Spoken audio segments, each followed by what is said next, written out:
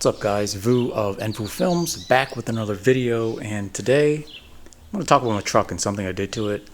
I know my channel has, for lack of a better word, transitioned to more fishing content, but my truck is still very important to my fishing content. So as most of you may know, I have a 2022 Nissan Frontier Pro-4x.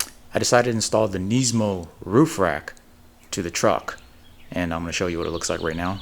So the primary reason why I decided to buy a pickup truck was because I do a lot of kayak fishing, and I would like to put my kayak in the truck bed to make my life easier versus how I used to put it on my SUV, because I'm a weak piece of trash and I just want it to be very nice and easy, get it onto the truck bed. Now the problem is, my parents live in Delaware. I want to go fishing there, and when I go there, I'm going to take my family. My family stuff actually just fills up the entire truck bed, and there's there's no other way for me to take the kayak with me unless I bought a trailer. And come on, I'm Asian. I'm a horrible driver as is. I can't park the truck without all the cameras on. So you add a trailer here, there's going to be a huge accident. Simple fact of life. So I bought the roof rack so I could put my kayak on the top, as well as I have a case for my fishing rods. I also put it on the roof rack, and all my family stuff can go in the truck bed, no problems. I have a 10-foot kayak, as another video I already showed, my new Vibe Machina 100. So this is a 10-foot kayak, and it will fit perfectly at the top, no problem.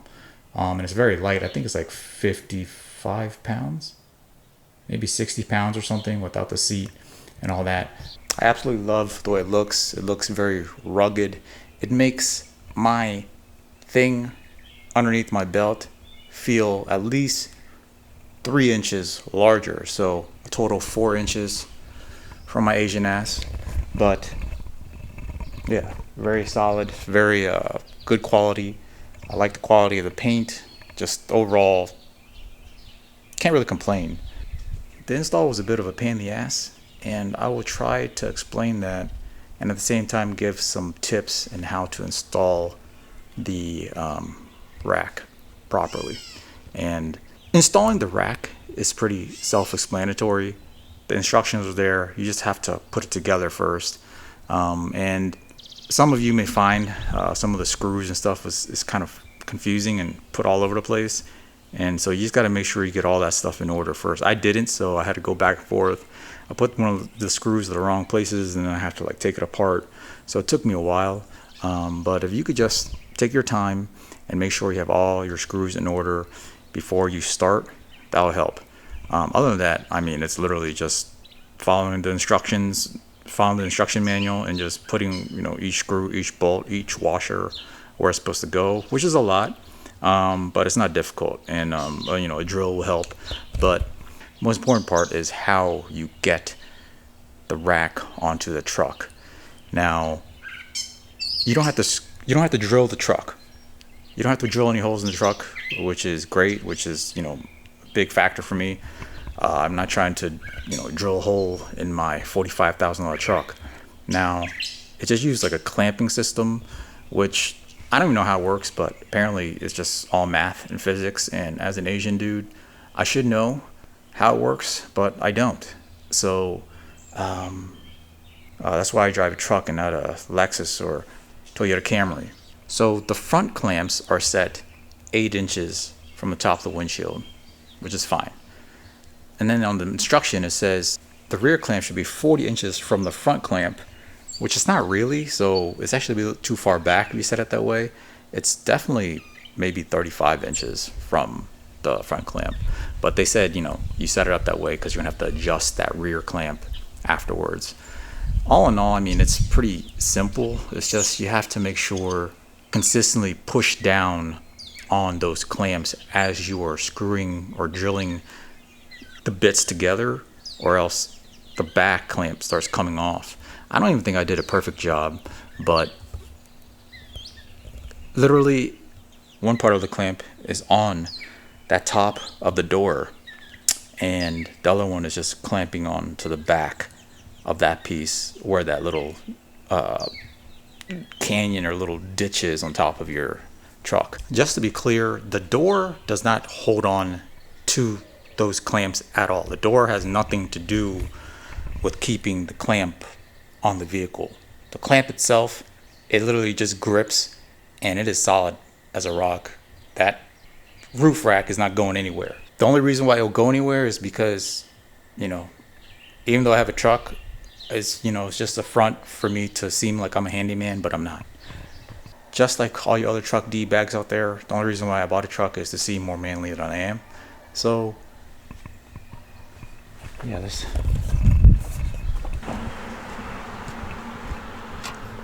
Yeah, pretty much just rocks the whole truck. That rack doesn't budge at all. Straight up, just rocking the truck, no problem. Yeah. So, overall, quick update on the truck itself. Been fantastic. I have over 25,000 miles on it.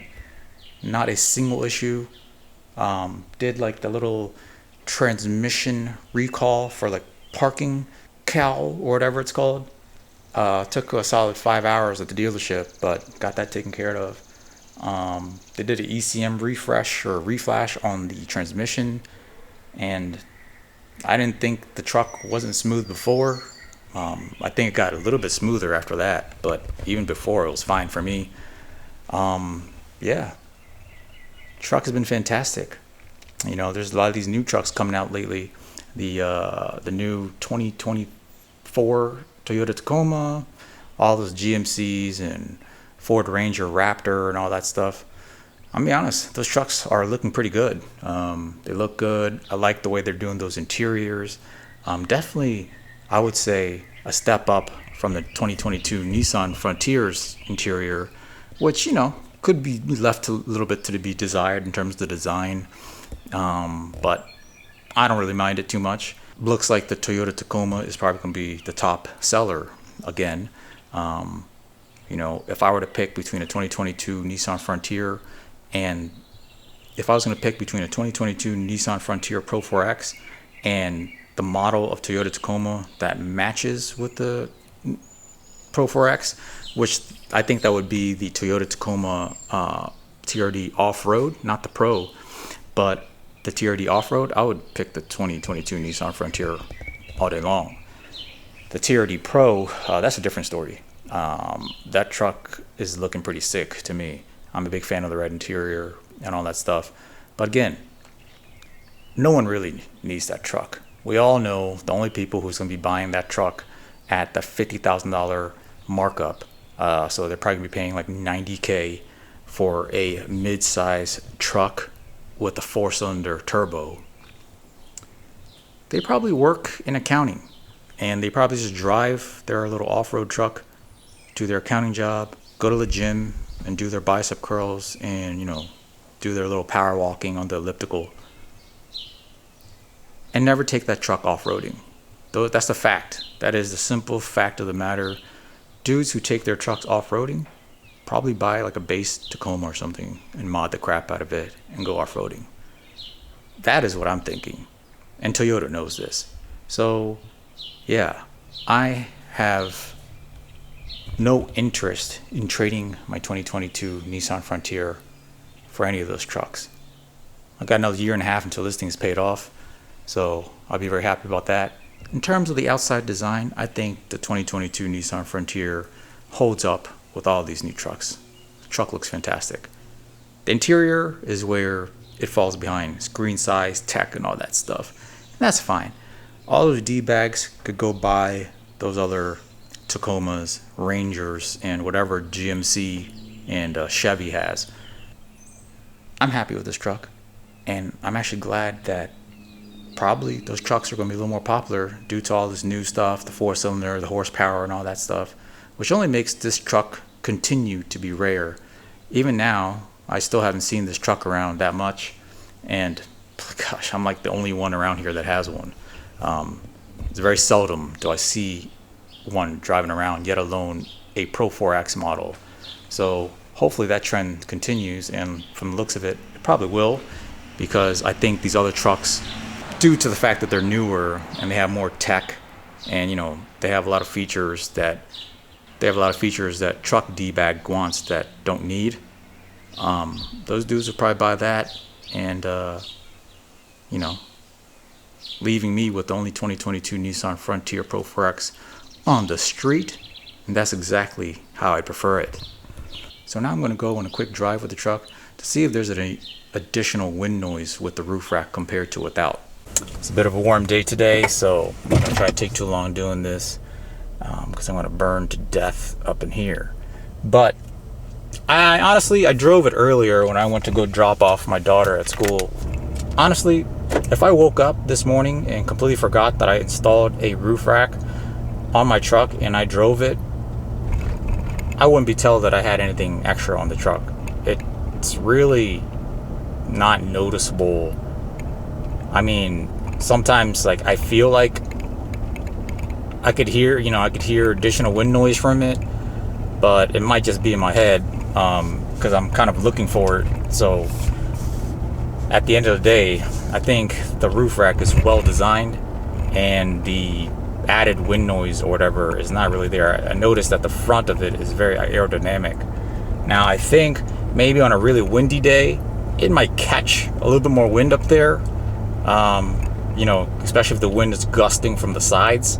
I think that's when you might kind of feel it gusting through. You might hear a little whistling or something like that. But in terms of just a normal day, where there's little or no wind and you're just driving straight, I think the design of the roof rack, the way it's very aerodynamic and the front of it slopes, I think the wind just cuts right by it. So yeah, I mean, I'm rolling right now, and you're probably just hearing a bunch of rattles from my car seat.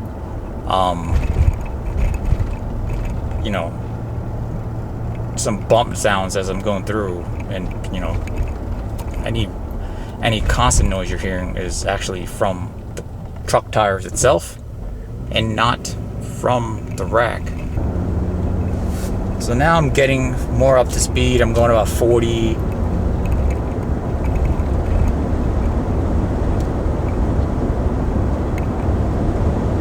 I mean, I guess I'm hearing some additional wind noise, but